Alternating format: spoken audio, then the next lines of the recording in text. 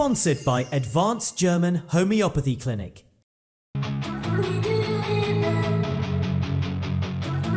I'm Dr. Manoj Pujar, MD Homeopath, Classical Homeopath, Advanced German Homeopathy Clinic, Varicose Ulcer and Diabetic Wound Care Center.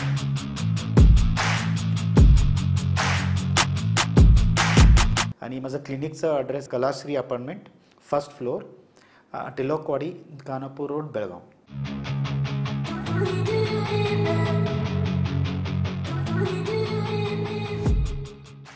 नमस्कार, मी श्वेता अंकले. Tarun Bharat news बुलेटिनमध्ये आपल्या सर्वांचे स्वागत. आता पाहूया ठळक घडामोडी. बेळगाव जिल्हा मध्यवर्ती सहकारी बँकेच्या अध्यक्ष आणि उपाध्यक्ष पदाच्या निवडणुकीत काँग्रेस नेते व मंत्री सतीश जारकिहोळी यांच्या नेतृत्वाखालील गटाने निर्णायक विजय मिळवला आहे. अध्यक्षपदी माजी खासदार अण्णासाहेब जोल्ले आणि उपाध्यक्षपदी कागवाडचे आमदार राजू कागे यांची निवड करण्यात आली असून अधिकृत घोषणेस केवळ औपचारिकतेची प्रतीक्षा आहे. डीसीसी बँकेची निवडणूक ही केवळ आर्थिक सत्ता नसून जिल्ह्यातील राजकीय वर्चस्वाचा मुद्दा मानला जातो. त्यामुळे या निकालाने जिल्ह्याच्या राजकारणात खळबळ उडाली आहे. जारकिहोळी गटाने रणनीतीपूर्वक खेळ करत विरोधी गटाला चकवा दिला आहे. अण्णासाहेब जोल्ले व राजू कागे यांना संधी मिळाल्याने त्यांचे राजकीय व सहकारी क्षेत्रातील वजन आणखी वाढलं आहे. या निवडीमुळे आगामी राजकीय समीकरणांवरही परिणाम होण्याची शक्यता आहे, अशी चर्चा जिल्हाभर सुरू झाली आहे. बेळगाव जिल्हा मध्यवर्ती सहकारी बँकेच्या अध्यक्ष आणि उपाध्यक्ष पदासाठी आज सोमवारी निवड प्रक्रिया पार पडली. अध्यक्षपदासाठी अण्णासाहेब जोल्ले तर उपाध्यक्षपदासाठी राजू कागे यांनी अर्ज दाखल केला होता. दोघांचीही बिनविरोध निवड करण्यात आली असून यानंतर आगामी 5 वर्षांमध्ये बँकेच्या कामकाजामध्ये आमूलाग्र बदल केले जाणार असल्याचे आमदार भालचंद्र जारकिहोळी यांनी पत्रकार परिषदेत सांगितले. यावेळी जारकिहोळी म्हणाले की बँकेच्या डिपॉझिट आणि इतर आर्थिक व्यवहारांच्या दृष्टीने योग्य धोरणे राबवली जातील. विरोधी गटांकडून बँकेच्या नावाला गालबोट लावण्याचा प्रयत्न झाला असला तरी आम्ही त्याला योग्य उत्तर दिलं आहे. त्यामुळे आमची सत्ता पुढील 5 वर्षे टिकून राहील असा ठाम विश्वास त्यांनी यावेळी व्यक्त केला. शिस्त, विश्वास आणि विकास या तत्वांवर बँकेचा कारभार पुढे नेला जाईल. जिल्ह्यातील ही महत्त्वाची सहकारी संस्था आर्थिकदृष्ट्या अधिक सक्षम करण्याचा आमचा प्रयत्न राहील असेही जारकिहोळी यांनी स्पष्ट केले. बेळगाव जिल्हा मध्यवर्ती सहकारी बँकेच्या अध्यक्ष आणि उपाध्यक्ष पदाच्या निवडीमध्ये कोणत्याही प्रकारचा पक्षपाती निर्णय न घेता फक्त बँकेच्या हिताचा विचार करून ही निवड करण्यात आली आहे, अशी स्पष्ट माहिती जिल्ह्याचे पालकमंत्री सतीश जारकिहोळी यांनी दिली. आज सोमवारी पत्रकारांनी विचारलेल्या प्रश्नाला उत्तर देताना ते म्हणाले की या निवडीसाठी कुठलाही भाजप वा काँग्रेस असा विचार करण्यात आला नाही. सहकार क्षेत्रातील अनुभव आणि बँकेच्या सुरळीत कारभाराला प्राधान्य देत ही निवड प्रक्रिया पार पडली आहे. त्यामुळे बँकेचा कारभार पारदर्शक व जनहिताभिमुख राहील. जिल्ह्यातील कृषी संस्था, शेतकरी, व्यापारी आणि मजूर वर्गाच्या आर्थिक गरजा लक्षात घेऊन बँकेच्या सर्वांगीण विकासासाठी योग्य निर्णय घेतले जातील. बँकेवर जनतेचा जो विश्वास आहे तो सार्थ ठरवण्याचा आमचा प्रयत्न राहील. पुढील 5 वर्ष बँकेचा कारभार योग्य रीतीने चालवण्याचा निर्धार आहे, असेही पालकमंत्री सतीश जारकिहोळी यांनी नमूद केले. बेळगाव जिल्हा सहकारी बँकेच्या अध्यक्षपदी अण्णासाहेब जोल्ले यांची निवड झाल्यानंतर त्यांनी पुढील 5 वर्षांमध्ये बँकेला राज्यातील क्रमांक 1 ची सहकारी बँक बनवण्याचा निर्धार व्यक्त केला आहे. शेतकरी, मजूर, कष्टकरी, व्यापारी, कर्मचारी, कृषी संस्था आदींच्या हितासाठी प्रभावी ध्येय धोरण आखून काम केले जाईल, असे त्यांनी यावेळी स्पष्ट केले. आज सोमवारी आयोजित पत्रकार परिषदेत बोलताना त्यांनी सांगितले की बेळगाव हा राज्यात मोठा जिल्हा असूनही येथील सहकारी बँक आर्थिकदृष्ट्या मागे आहे. मात्र येणाऱ्या काळामध्ये ही परिस्थिती बदलवण्यासाठी आम्ही कटिबद्ध आहोत. संचालक मंडळाने माझ्यावर दाखवलेल्या विश्वासाबद्दल मी त्यांचे आभार मानतो. त्यांच्या विश्वासास पात्र ठरत बँकेचे काम पारदर्शकपणे आणि विश्वासार्ह पद्धतीने पुढे नेण्यात येईल. कृषी, व्यापार, सेवा क्षेत्रातील प्रतिनिधींसोबत स्वतंत्र बैठका घेऊन त्यांच्या अडचणी जाणून त्या सोडवण्यासाठी विशेष कार्यप्रणाली आखली जाईल, असेही जोल्ले यांनी नमूद केले. मध्यवर्ती महाराष्ट्र एकीकरण समितीच्या वतीने उद्या मंगळवार दिनांक 11 नोव्हेंबर रोजी सकाळी 11 वाजता जिल्हाधिकारी आणि पोलीस आयुक्त यांची भेट घेऊन निवेदन दिले जाणार आहे. या निवेदनात शहरात कानडी कार्यकर्त्यांकडून वाढता उपद्रव तातडीने थांबवा, तसेच पुढील महिन्यातील 8 डिसेंबर रोजी धर्मवीर छत्रपती संभाजी महाराज चौकात मराठी भाषिकांचा महामेळावा घेण्यासाठी परवानगी द्यावी, अशी मागणी करण्यात येणार आहे. कर्वे संघटनेच्या कार्यकर्त्यांकडून सध्या शहरात निर्माण होणाऱ्या अशांततेच्या पार्श्वभूमीवर योग्य बंदोबस्त करा, अन्यथा जशास तसे उत्तर देऊ, असा इशारा यावेळी देण्यात येणार आहे. मये समितीच्या पदाधिकाऱ्यांनी सर्व मराठी भाषिकांना एकत्र येत पाठिंबा द्यावा, असे आवाहन करण्यात आले आहे. टिळकवाडी पोलीस ठाण्याच्या पथकाने मादक पदार्थांचे सेवन करणाऱ्यांवर कडक कारवाई करत तिघांना अटक केली आहे. संबंधित तिघांविरोधात कायदेशीर गुन्हा दाखल करण्यात आलेत. पहिल्या प्रकरणामध्ये जावेद इलियास भेंडीगिरी व 29 राहणार कुंभार गल्ली अनगोळ याला शिवशक्तीनगर परिसरात संशयास्पदरित्या फिरताना पोलिसांनी ताब्यात घेतले. वैद्यकीय तपासणीमध्ये त्याने गांजा सेवन केल्याचं निष्पन्न झाले. दुसऱ्या प्रकरणामध्ये मोहम्मद इजाज शेख वय 24 राहणार आझादनगर याला अनगोळ मराठी शाळेजवळ संशयास्पद हालचाली करताना पोलिसांनी ताब्यात घेतले. तपासणीमध्ये त्यानेही गांजा सेवन केल्याचं निष्पन्न झालं. तिसऱ्या प्रकरणामध्ये मोहम्मद गुलबर सादिक शरीफ वय 32 राहणार मशीद गल्ली धामणे यास बाबले गल्ली परिसरातून ताब्यात घेण्यात आले. चौकशीमध्ये त्यानेही मादक पदार्थ सेवन केल्याची कबुली दिली. या तिघांविरोधात अंमली पदार्थ प्रतिबंधक कायद्यान्वये गुन्हा दाखल करण्यात आले असून पुढील तपास सुरू आहे. बेळगाव शहरातील श्रीनगर परिसरामध्ये रविवारी एका घराला अचानक आग लागल्याची घटना घडली. सुदैवाने या दुर्घटनेच्या वेळी घरात कोणीही उपस्थित नव्हते, त्यामुळे जीवितहानी झाली नाही. आग लागल्याची माहिती मिळताच अग्निशमन दल तात्काळ घटनास्थळी दाखल होत आगीवर नियंत्रण मिळवण्यात यश आलं. मात्र ही आग नेमकी कशामुळे लागली याचे कारण अद्याप स्पष्ट झालेले नाही. तसेच आगीत झालेल्या नुकसानीचा तपशीलही मिळालेला नाही. अधिक तपास सुरू आहे.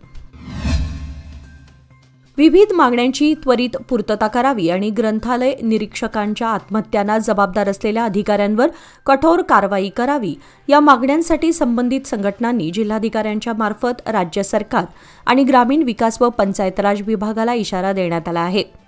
14 ऑक्टोबर 2025 रोजी के भाग्यवती यांनी तर 28 ऑक्टोबर रोजी नेलमंगला तालुक्याचे निरीक्षक के रामचंद्रया यांनी मानसिक छळामुळे आत्महत्या केली.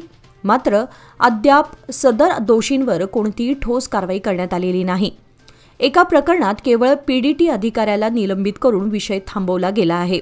संघटनांच्या म्हणण्यानुसार या प्रकरणांकडे सरकारकडून दुर्लक्ष होत असून ग्रंथालय निरीक्षकांचे जीवन कुत्र्यापेक्षाही वाईट बनले आहे, अशा तीव्र भावना व्यक्त करण्यात आल्या आहेत.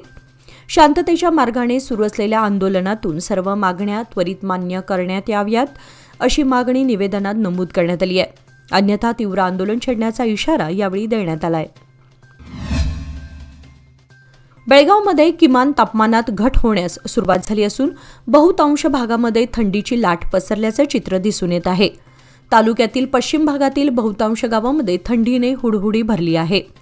राकसकोप परिसरामध्ये किमान तापमानात घट होऊन तापमान 29 अंशांवरून थेट 20.01 अंशावर पोहोचलं असून पुढील 4 दिवसात तापमान आणखी 10 अंशांवर जाण्याचा अंदाज हवामान खात्याने वर्तवला आहे. आज सोमवारी पहाटे तालुक्यातील किमान तापमान 20.01 अंश इतकं होतं, तर तेच तापमान रविवारी पहाटे 19 अंशांपर्यंत खाली घसरलं होतं. पारा अचानक 1 अंशाने खाली घसरल्यानं पहाटेच्या वेळी का होईना मात्र हवेत गारवा जाणवतोय. तसेच बेळगाव शहरातही किमान तापमानामध्ये घट होऊन पारा घसरण्यास सुरुवात झाली आहे. दुसरीकडे खानापूर चंदगड तालुक्यामध्ये थंडीची चाहूल लागली असून किमान तापमानामध्ये घट झाल्याचंही समजतं. परिणामी आंबा काजू पिकास पोषक असं वातावरण तयार झालंय. तालुक्यातील काही भागामध्ये धुक्याने आपली हजेरी लावली आहे. बेंगळूर येथील परप्पन अग्रहार कारागृहातील घटना राज्यभरात गाजत असताना बेळगावच्या हिंडलगाव मध्यवर्ती कारागृहातही अशाच प्रकारची घटना काल रविवारी रात्री घडल्यानं खळबळ उडाली आहे. कारागृहाच्या बाहेरील भिंतींवरून आतमध्ये संशयास्पद पिशवी टाकण्यात आली. या पिशवीमध्ये मोबाईल की अंमली पदार्थ होते याबाबत अद्याप स्पष्टता नसली तरी बेळगाव ग्रामीण पोलिसांनी ती वस्तू ताब्यात घेतली आहे आणि या घटनेसंदर्भात FIR दाखल केलाय.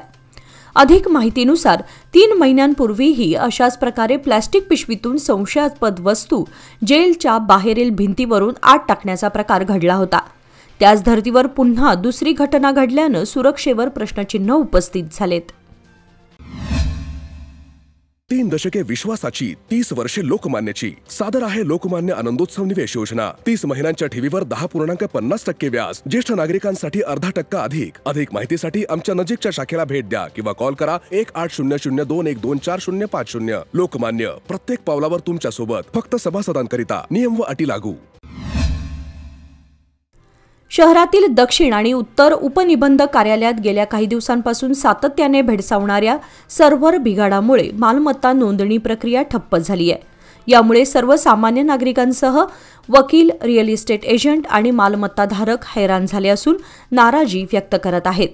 कावेरी 2 या ऑनलाईन पोर्टलवरील तांत्रिक बिघाडामुळे विक्री करार, दस्तऐवज नोंदणी, अंगठ्याचे ठसे, फोटो ओळख, स्टॅम्प शुल्क भरणे अशा अनेक महत्त्वाच्या टप्प्यांमध्ये अडथळे येत आहेत.